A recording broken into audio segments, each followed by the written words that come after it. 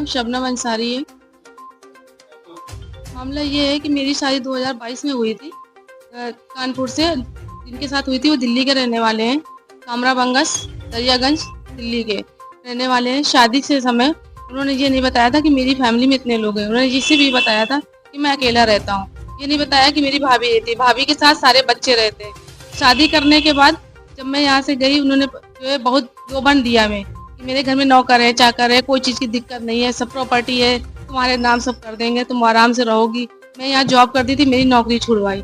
उसके बाद यहाँ से मैं जब वहाँ चली गई, बाद में पता चला कि सब इनकी भाभी के हाथ में है। इनकी भाभी विडो है और भाभी से इनका रिलेशन है। इन्होंने सिर्फ काम करने के लिए एक नौकरानी बना के मुझे लेके आए। सबके लोग के लिए खाना बनवाते थे। उसके बाद इनके बच्चे हमारे साथ बदतमीजी करते थे और लड़के ने भी हमारे साथ बदतमीजी की। उसकी शिकायत की। शिकायत करने के बाद उनके उम्र, लड़के की उम्र है 26 साल, 26।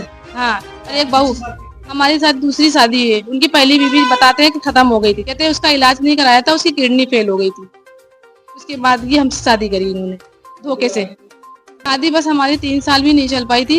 इन्होंने फिर उसके बाद इनका अफेयर किसी और दूसरी औरत से, फौजिया से चलने लगा था। सुहेल नाम का एक आदमी, वो अपने घर में उससे मिलवाता था।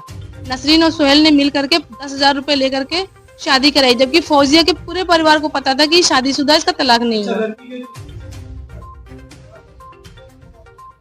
पता, हाँ शादी हो चुकी है, पता है सबको। इन्होंने शादी कर दी। हमसे कोई बात नहीं चली कि सन 9 मार्च को मेरे पास एक फोन आया था, तो वो सिर्फ हमसे ये पूछ रहे थे क्या मैटर। हमने कहा मेरा पारिवारिक विवाद चल रहा। उसके बाद भी उन्होंने 19 अप्रैल को शादी कर दी। मैंने कंप्लेंट की 4 महीने, मुझे 5 महीने दौड़ाया गया चौकी से थाने, थाने से चौकी, बस यही मैं करती रही। उसके बाद जब मैं कमिश्नर ऑफिस गई, जब वहां से दबाव पड़ा, उसके बाद भी हमको डांटा फटकारा गया। फिर जाके जब मैंने अधिकारियों को IGRS, PM पोर्टल, राष्ट्रीय महिला आयोग, सब जगह मैंने जब चिट्ठियां भेजी, यहाँ तक कि दिल्ली की मुख्यमंत्री रेखा गुप्ता को चिट्ठी भेजी, गृह मंत्रालय को चिट्ठी भेजी, जब उनका दबाव पड़ा तब 10 जून को मेरी FIR लिखी गई, वो भी SCP ऑफिस में। तब मुझे दोपहर के 2 बजे थे, तब मुझे FIR की कॉपी मेरे हाथ में दी गई। अब मामला ये कार्रवाई कुछ नहीं हुई। यहाँ से जांच गई। मैंने जब दरोगा आया, दरोगा मुझे ले जाने के लिए बोला, ले जाने, हमने कहा चलेंगे, और नहीं ले गया। हमसे कहेगा कुछ खर्चा दो। मैंने अपने टॉप्स बेच के 15,000 रुपए दिए। उनका नाम था पवन कुमार मिश्रा। 15,000 रुपए उनको दिए। ये था चौकी थाने रानीघाट लगती है, थाना कोहना लगता है, ठीक है। उसके बाद ये यहाँ से गए, बोले कि मैं उसको पकड़ के लाऊंगा, जबकि उसने 3 तलाक देके मुझे भगाया था। इनको साफ साफ मैंने बताया, और मेरी हर बात की वीडियो बनाता था, छोटी छोटी बातों का वीडियो बना के रखता था। उसके बाद ये वहां गए, इन्होंने क्या उसके साथ सेटिंग है। इन्होंने सबसे पहले तो नंबर ले लिया था मेरा नदीम का। अब उससे क्या बात हुई, मेरा मेडिकल तक नहीं होने दिया, कुछ नहीं, जबरदस्ती गए, डॉक्टरों पर दबाव बनाया, हम पर दबाव बनाया, साइन करा के लाके मेरे खिलाफ सारी रिपोर्ट लगा दी। कोई कार्रवाई नहीं, उसमें मेरे खिलाफ चार्जशीट उल्टी लिख दी गई उनसे। और पूरे घर को उन्होंने हटा दिया, पूरे घर के लोगों को हटा, जितने लोग शादी जिन लोगों ने कराई सबके नाम हटा दिए, सबके नाम हटा दिए। सिर्फ नदीम है, और उसमें मेरे ही खिलाफ सब उसका उल्टा लगा दिया गया। हमारे 1 साल, आज 10 जून को पूरा 1 साल हो जाएगा।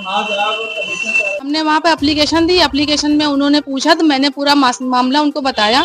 मैंने उनको पूरा मामला बताया, उनको मामला पूरा बताया। बताने के बाद उन्होंने जो है कार्रवाई के लिए दोबारा कहा कि दोबारा से आपकी कार्रवाई होगी, आप जाकर के थाने में मिलिएगा।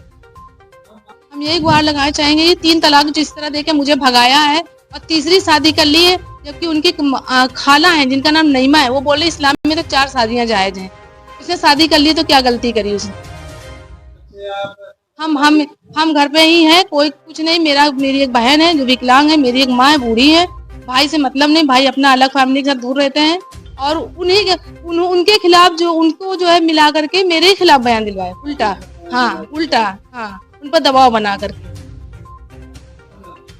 हमारे ससुराल में उनकी बेटी थी आयशा, उनका बेटा आरिफ, सभी, एक बेटा, बहू इल्मा, उनकी बड़ी भौजाई रुखसाना बेगम, उनकी खाला नईमा, और जमीला, अकरम अब्बासी, और क्या नाम उसका, शकील, फरीदा, और रूमीन, नसरीन, सुहेल, ये सब लोगों ने मिल करके मेरे खिलाफ षड्यंत्र रच करके तीसरी शादी कराई। खूब धूमधाम से कराई शादी।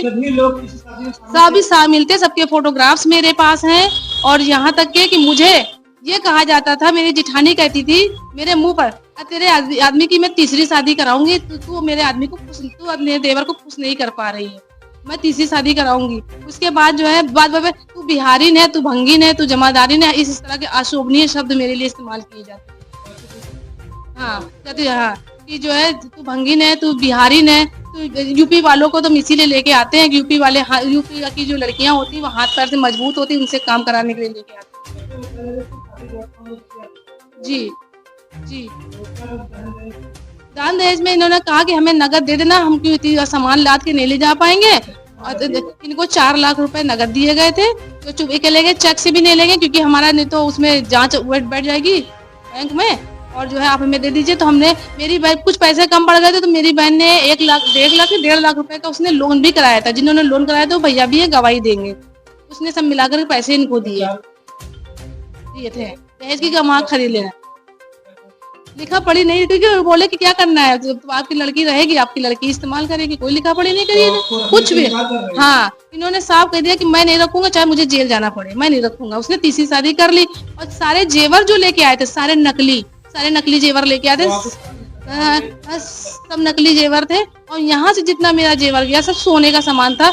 लिखा पढ़ी हमसे कराई, साइन कराया और जेवर भी रख लिया, और ये दिखाया कि जब जेवर सारा ले गई।